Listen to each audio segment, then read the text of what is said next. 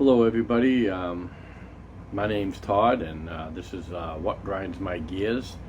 I've been away for a little bit, and I don't know if you've all been worried or scared, but my health is actually in perfect condition, other than the slight sniffle due to the high rates of pollen that have just passed through.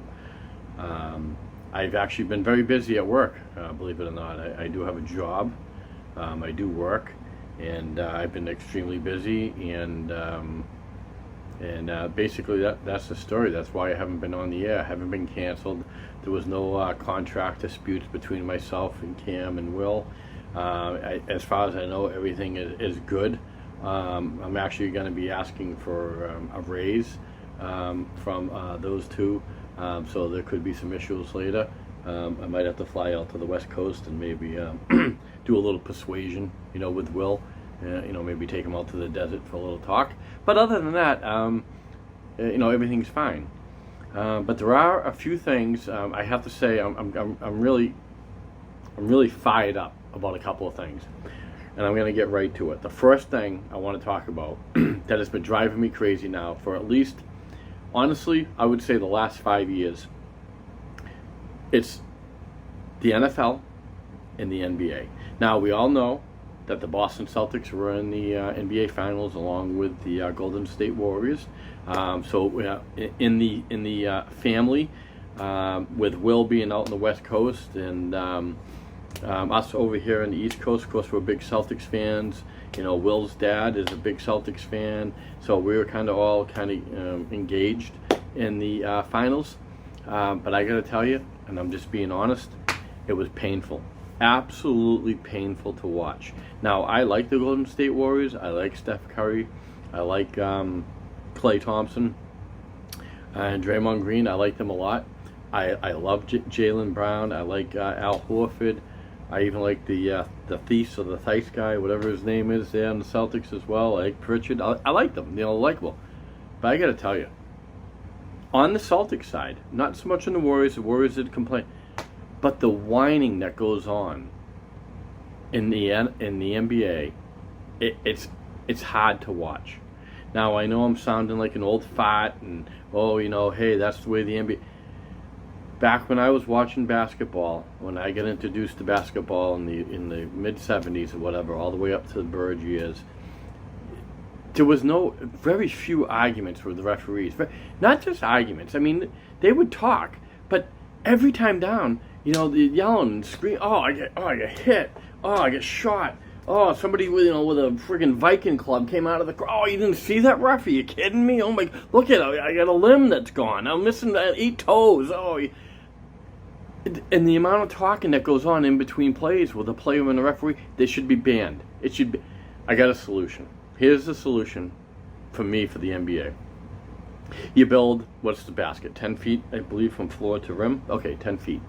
So what you do is one-on-one, no 5-on-5s, one-on-one, a 9.5-foot fence that goes right across the foul line, the whole court on each end. That's it. And the one guy comes up, shoot, no refs. You don't need any refs. Guy comes up, shoots, runs back on defense.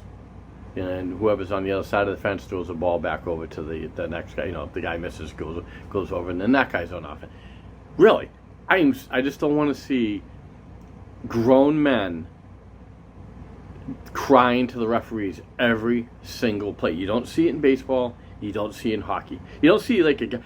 And this is what you see in basketball. Guy comes down, shoots. Oh, I get fouled. 5 guys come down, and 4 guys go back on defense because one guy is crying to the ref. So now it's 5-on-4. Almost, I would say, honestly, if you took it by a percentage, I would say 85% of the time that happens. It's 5-on-4. 85% of the time until that guy finally gets down there. You don't see that in hockey. You don't see that in baseball. In baseball, you're told right from the get-go, you do not argue balls and strikes. And you see it. As soon as somebody argues balls and strikes, gone. Out of here. See ya. That's it. You don't have conversations with the umpire, in between innings for 30 minutes. Yeah, so anyways, that guy's really treating me bad over there. Can you believe how did you see how he threw inside at me like that? I don't understand how he did that. That's not right. Is that right? Down there. The players dictate how the games are going to turn out because they influence the referees. It's crazy. It drives me nuts. On to the NFL. NFL, same thing. Receivers. I don't know where this came from. Again, when I was growing up watching it, you never saw this thing. Every receiver that goes out, they're whipping the flag. Their arms should be cut off every time they do that, or finger. I'll start slow. I'll be fair. Every time you do that, we're gonna have to remove a finger. You got to go in the little tent that they have in the NFL now. When you get your head hurt or something, you got to go into the tent. Okay, you go into the tent. We're gonna remove a finger. I guarantee that would stop. First guy that loses a finger, that's it. No one's doing it. Just play the game. They're humans. They're refs. They're humans. Are they gonna? Of course, they're gonna make a mistake. Just like everybody makes mistakes at their job. Everybody makes a mistake. Give me a break. At the end of the day, buddy, you're going home. I don't know what you're getting, like $600,000 a game. Whatever. That's what you're getting. Oh, the ref missed a call. Get over yourself. Knock it off. Back in the day, quarterbacks used to get plastered, literally. And nobody complained. That was part of the game. Now, you run by and you blow on them, or you hit them with a weeping willow stick or something. And it's like, oh yeah, 40-yard penalty. A guy take him out back. He gets shot. We'll take the first fan that begins the last letter A, and they get shot, and then we'll start the game again. It's ridiculous. So, that's just my gripe. That really does upset me because you don't see it in the other two sports like you see it in those two sports, and I just think that needs to change because it's hard to watch. Very hard to watch. It was not an enjoyable NBA Finals for me anyway. I mean, I could care less like really who won so much. It just was hard to watch with all the whining and the complaining. Maybe they should just start the games, 80-80 and just go into the fourth quarter and just call it a day. Another thing that aggravates me, I got to tell you, is cliches or sayings, so to speak. And one of the ones that I hate, just saying is, oh yeah, boy, they're on top of the mountain. What do you mean they're on top of the mountain? How is that good being on top of the mountain? First of all, there's no food on top of the mountain. There's no water on top of the mountain. There's no people on top of the mountain. And you're probably dealing with like 400-mile-per-hour winds on top of it. So to me, that's not a good thing, being on top of the mountain. Because there's nothing there on top of the mountain. It's a stupid saying, on top of the mountain. It's just ridiculous to say something like that. These sayings just drive me crazy. Can't have your cake and eat it too. Why can't I have my cake and eat it too? If I made the cake, it's my cake. Why can't I have it and eat it? I mean, it's my cake. Don't say I can't have it and eat it too.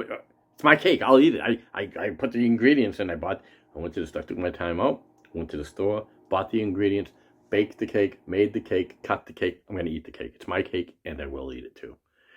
So don't tell me I can't do that. There's